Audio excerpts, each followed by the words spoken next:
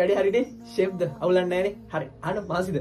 අහන්න ඔයාලගේ ජීවිතේ ඔයාලට සමහරලාට හිතනවා නේද අනේ මට තමයි මුකුත් බැරි. හරිද? මට මුකුත් කරත් හරියන්නේ නැහැ නේ. මගේ ඇතුලේ මුකුත් දක්ෂතාවයක් නැහැ. හරිද? නැහැ. හරි. අපේ ඇඟ ඇතුලේ ඉන්නවා සංගුණු දක්ෂයෙක්. හරි. අපි කාටවත් පේන්නේ නැති හැබැයි සමහර විශේෂ පුද්ගලයන්ට අපේ ඇතුලේ දක්ෂතාව පේනවා. හරිද?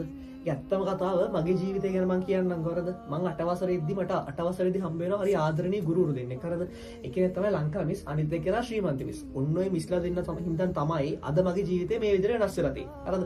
අද මම මේ ඔයාලා ඉස්සරහට ඇවිල්ලා කතා කරන්නේ සහ මං නිවේදන විවාද ඒ දේවල් කරන්නේ ඇත්තටම ඔය ආදරණීය ගුරු අම්මලා දෙන්න හින්දා. හරිද? ඒ කියන්නේ මගේ පවුලේ අයට අමතරව මගේ ජීවිතේ වෙනස් කරපු ගුරුවරු දෙන්න කවුද කියලා ඇහුවොත් ඇත්තටම ලංකා මිස් ශ්‍රීමන්ත මිස්. හරි. ඒ මිස්ලා දෙන්න නොහිටින්න අද මම මෙහෙම කතා කරන්නේ නැති වෙයි.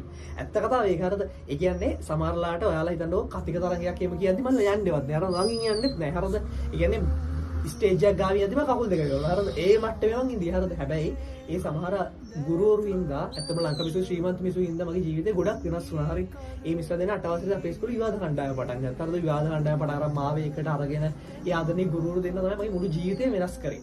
හරිද? අන්තිමට නාඩියට පවා යනවා. හරි ස්වර්ණවාහිනියේ නාඩියට පවා ගිහිල්ලා ප්‍රථම ස්ථාන ගන්නට හේතු වෙන්නේ ඇත්තට මේ මිස්ලා දෙන්න. හරිද? ඒ කියන්නේ ඒක මතක් කරන්න ඕන. හරිද?